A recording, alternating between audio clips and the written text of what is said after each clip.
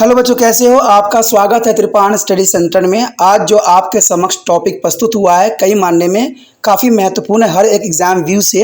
ठीक है, इसमें हम हर एक बात पे विस्तारपूर्वक चर्चा करेंगे और वो सारे जो है पहलू पर विचार करेंगे जो अब तक अछूता था। तो चलिए देखते हैं हमारा आज टॉपिक क्या है।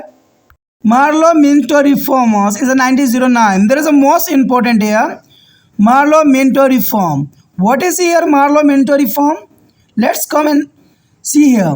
Do you remember reading about the Indian Constitution Act 1892, which enlarged the legislature? There is adding to member of the Central Legislative Assembly.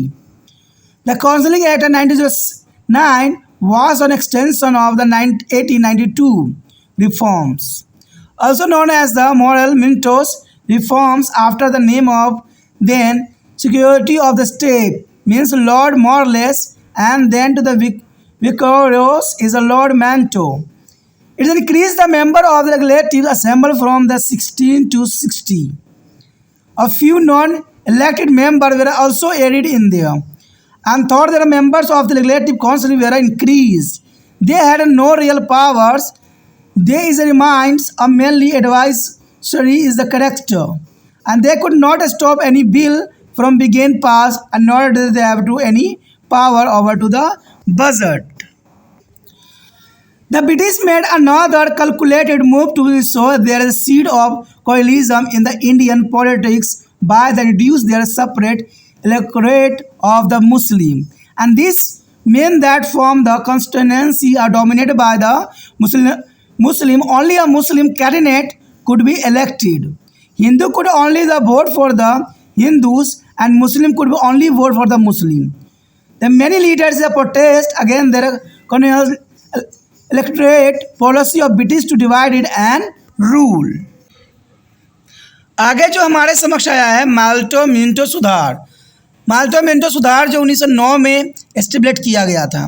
क्या आपको भारत विधान परिषद अधिनियम 1892 याद है, जिसने केंद्रीय विधानसभा में जो सदस्यों की संख्या बढ़ाकर विधायिका का विस्तार किया गया था? और 1909 में परिषद अधिनियम 1992 के सुधार का विस्तार था, जिसे राज्य सचिव लॉर्ड मार्डर एवं वायसराय लॉर्ड मिंटो के नाम पर जो है माल्टो-मिंटो सुधार के नाम से जाना जाता है। यानी माल्टो-मिंटो सुधार का अर्थ था दो व्यक्तियों के नाम जिन्होंने इन सुधारों को जो है अपनी चरम सीमा तक पहुंचाया था। उसने विधानसभा में सदस्य संख्या 16 से बढ़ाकर 18 कर दिया। यानी माल्टो-मिंटो सुधार का अर्थ था कि इसमें जो है विधानसभा में सदस्य संख्या 16 से बढ़ाकर 18 कर दिया, इसलिए इन्हीं के नाम से जो है माल्टो-मिंटो सुधार के नाम से ये बात जाना जाता है।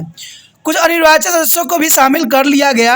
यद्यपि विधान परिषद सदस्यों की संख्या बढ़ गई, किंतु उसके पास वास्तव में शक्ति नहीं थी। वह किसी कानून को पारित होने से रोक नहीं सकते थे, न उनके पास बजट पर कोई शक्ति थी। वह मुख्यतः केवल सलाहकार की भूमिका में थे। कहते हैं अंग्रेज द्वारा मुसलमानों को अलग निर्वाचन क्षेत्र देना उनको बांटो और शासन करो की नीति थी, क्योंकि उनका दूसरा प्रयास था कि भारत में वो अपना गढ़ को बना ले, और इसके लिए उन्होंने बांटो और शासन करो की नीति का अनुसरण किया। इसका साफ अर्थ यही निकलता था कि मुस्लिम प्रभाव वाले निर्वाचन क्षेत्र में केवल मुस्लिम प्रत्याशी ही चुने जाएं।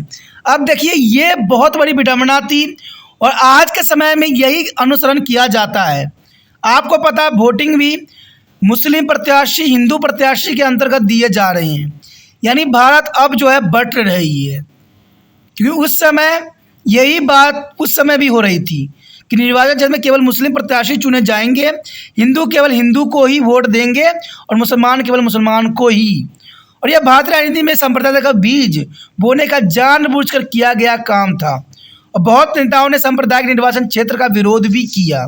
कहते हैं जो सही नेता थे, जो मानते थे कि सांप्रदायिक जो होगा बहुत बड़ी कड़वी घूंट होगा, वो समझ गए थे।